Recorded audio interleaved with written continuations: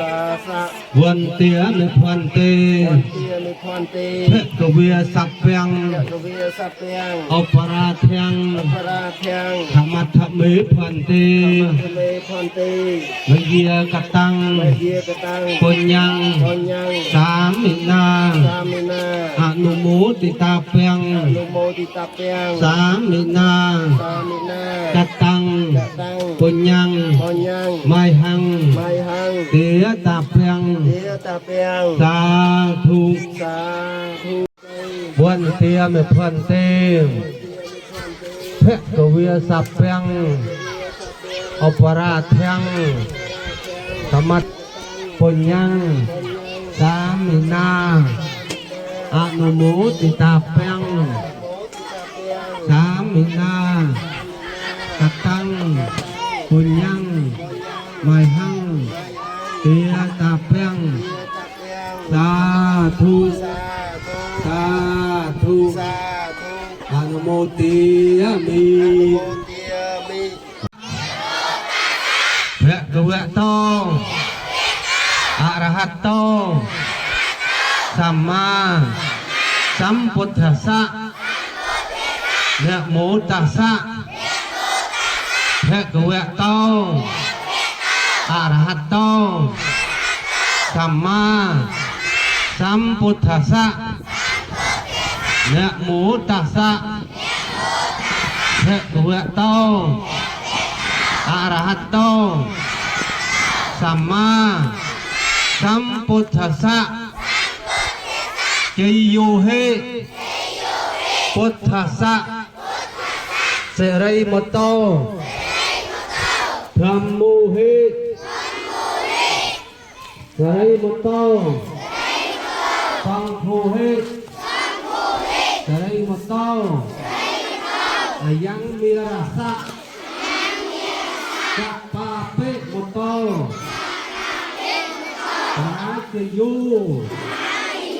พระพุทธองค์เจ้าทรงตรัสสั่งไว้ทรงเลื่อนเลยพระองค์เพียงมีให้มีเพียงแต่ข้า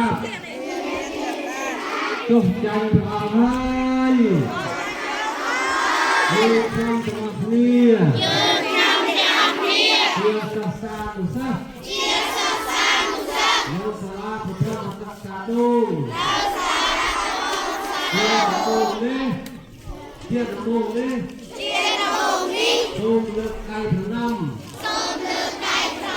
กุ้งวางเสียเราเพื่อเสียงเลี้ยงสร้างตึกพระองค์ดังใบโพธิ์พังเรียกหนึ่งครึ่งเสามองพองถึงลายอ้อยยืนเข้มถึงออกเลี้ยบ้านซอกบ้านเชียงบ้านซอกสบายออกกาอยู่ไว้ต่อเรียงเต้าสมอนุโมทนีโจทย์สร้างเรียกการดูงานเนี่ยตัดทางขับรถต่อหาโตมาจังหวัดแพร่อ้อยนี่ไปกันเถอะอ้อยจะไปไหนกันเฮ้ยเจ้าพระเจ้ายังต่อพวงเทียบอลเลี้ยงหักยางนั่งนอนเทวันด้านนอเฮบังเพื่อจะย้อนให้เจ้ายังเพื่อจะยืนในการเลี้ยงอัปราเพื่อจะสร้างเพื่อใจเพื่อพัฒนาเป้าแค่เรียกอัปใจเพื่อสร้างเพื่อจงเพียงนาหาเกินพันต่อไปจะเป็นสัญญาการตั้งทุกอย่างตั้งทุกความเพียรตั้งพลังให้ตั้งทุกที่เราต้องมาต่อจากเสียงทางจุดมุจาไรสุดเด็ดให้มาใจกันมาเรียกจากกันมาพระจันทร์ที่นั่งพระจันทร์ให้นั่งมันโลกันนั่งที่เจอที่เจอให้นาพระจันทร์ให้นาในตักความในละพันตัดเทปัจจ มีให้คิดจับคู่ไม่ถึงให้ทุกมือสะพอยังต่อทวนให้เดียวบอลเรือข้าเราหันทางกันเฮ้ยให้จะยั่วหอมให้จะยังนั่งจะเลี้ยงปลาจะตังนั่งเตือนใจเสียที่จะให้เขาได้เรียนเป็นใจเที่ยวกันประแทนที่ยังนั่งตาเกินต่อทางออกก็ติดคนให้จับกันทำงานก็เพียงทางตัวหักที่ฟัง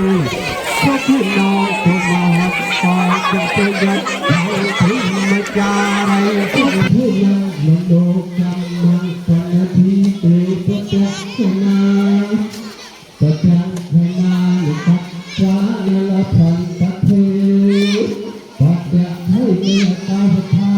จะภูมิมัดตาตีเรือเสียมหัดติตาถึงรู้มันโดนกันติดรังรักทั้งตัวกูอัตเทียอาจารย์ยออาจารย์สักทายจะทุบบังทาดูเ